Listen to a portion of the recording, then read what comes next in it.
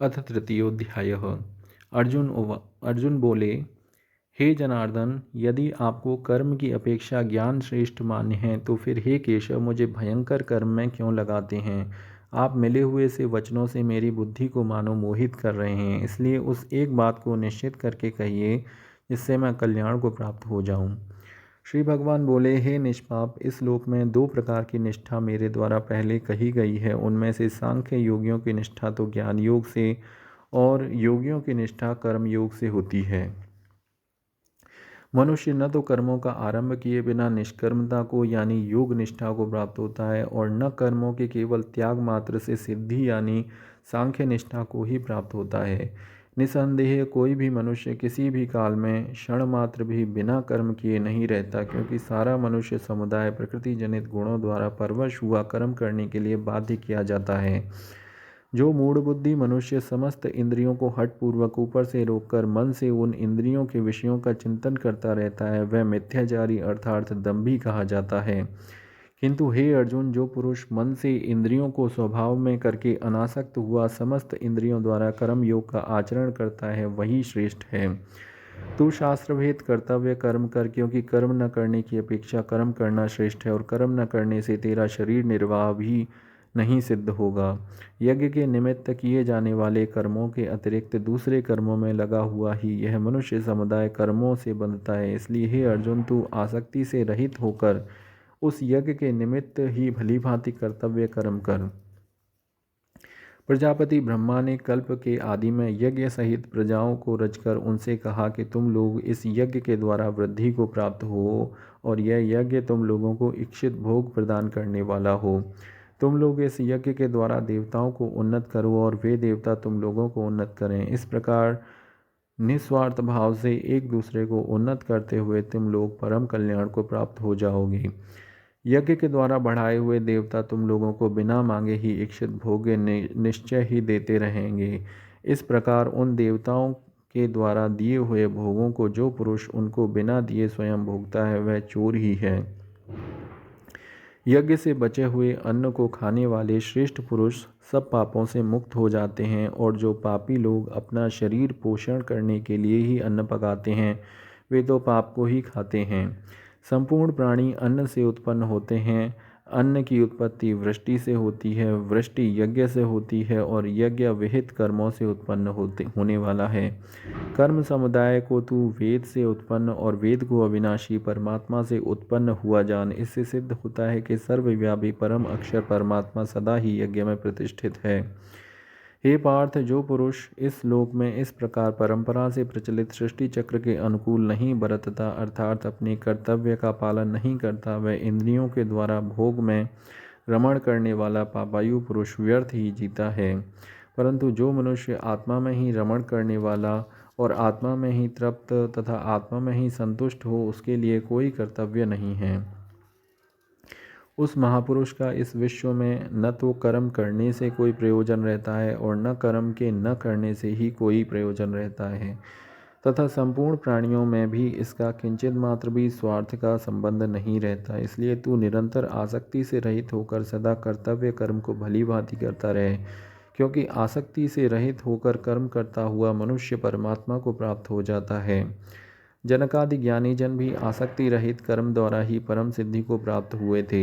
इसलिए तथा लोक संग्रह को देखते हुए भी तू कर्म करने के ही योग्य है, अर्थात तुझे कर्म करना ही उचित है। श्रेष्ठ पुरुष जो जो आचरण करता है, अन्य पुरुष भी वैसा वैसा ही आचरण करते हैं। वह जो कुछ प्रमाण कर देता है, समस्त मनुष्य समुदाय उसी के अनुसार बरतने लग जाता है। हे अर्जुन, मुझे इन तीनों लोकों में न तो कुछ कर्तव्य है और न कोई भी प्राप्त करने योग्य वस्तु अप्राप्य है, तो भी मैं कर्म में ही बरतता हूँ। क्योंकि हे पार्थ, यदि कदाचित मैं सावधान होकर कर्मों में न बरतूँ तो बड़ी हानि हो जाए, क्योंकि मनुष्य सब प्रकार से मेरे ही मार्ग का अनुसरण करते हैं। इसलिए यदि मैं कर्म न करूं तो ये सब मनुष्य नष्ट भ्रष्ट हो जाएं और मैं संकरता का करने वाला हूँ तथा इस समस्त प्रजा को नष्ट करने वाला बनूं। हे भारत, कर्म में आसक्त हुए अज्ञानी जन जिस प्रकार कर्म करते हैं, आसक्ति रहित विद्वान भी लोक संग्रह करता चाहता हुआ उसी प्रकार कर्म करें। परमात्मा के स्वरूप में अटल स्थित हुए ज्ञानी पुरुष को चाहिए कि वह शास्त्र विहित कर्मों में आसक्ति वाले अज्ञानियों की बुद्धि में भ्रम अर्थात कर्मों से अश्रद्धा उत्पन्न न करे, किंतु स्वयं शास्त्र विहित समस्त कर्म भलीभांति करता हुआ उनसे भी वैसे ही करवावे।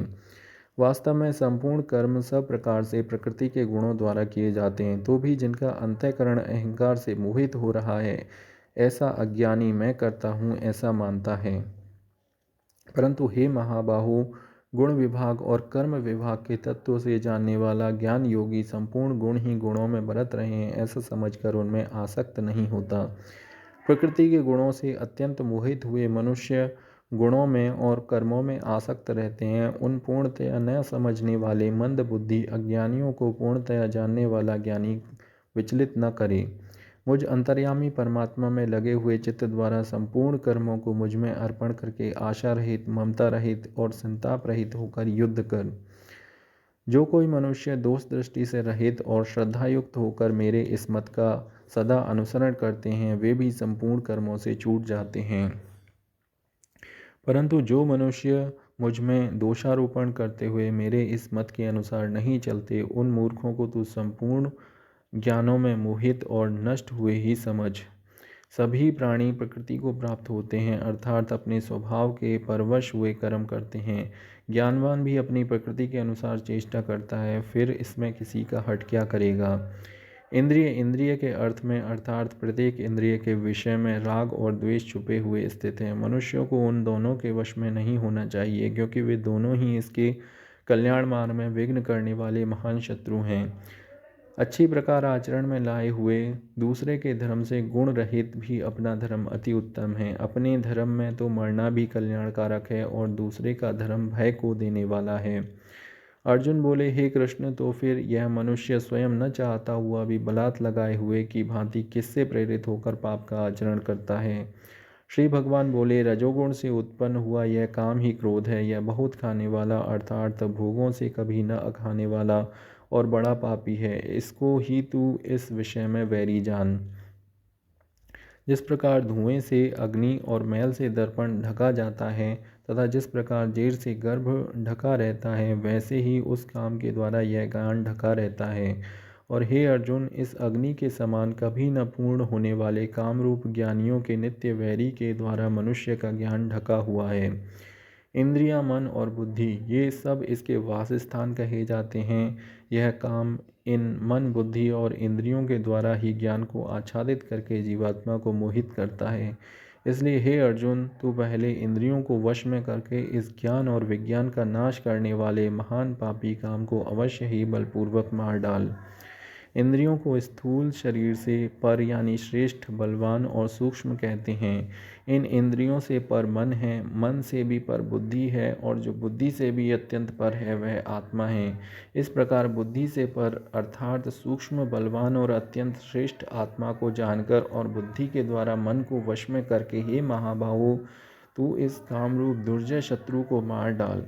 ओम तत्सति। श्रीमद्भागवत गीतासु उपनिषत्सु ब्रह्म विद्यायां योग शास्त्रे श्री कृष्णार्जुन संवादे कर्म योगो नाम तृतीयोऽध्यायः।